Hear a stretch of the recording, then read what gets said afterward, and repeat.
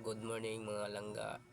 For today's video, mayroon na po tayo natanggap na abiso mula po sa bagyong Simang Juan, November 25 mga langga. So ang tatama ng bagyo nito mga langga, from Quirino, Nueva Ecija, Vizcaya, Quirino, Nueva Ecija, Vizcaya, tapos Bulacan, Pampanga, Metro Manila, Laguna, Rizal, Batangas, Cavite, Sorsogon, Masbate.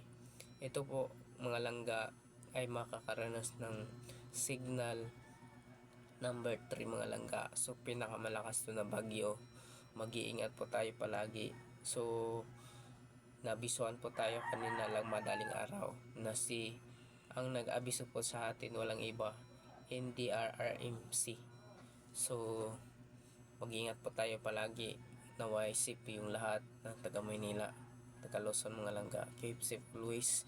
Ito sa lahat ng nababanggit na mga lugar na to, ito po yung matatamaan ng bagyo.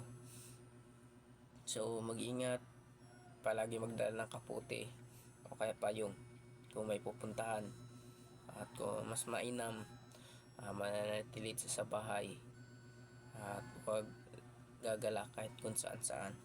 So yun lang, sana po nakatulong ako sa pamagitan ng video na to.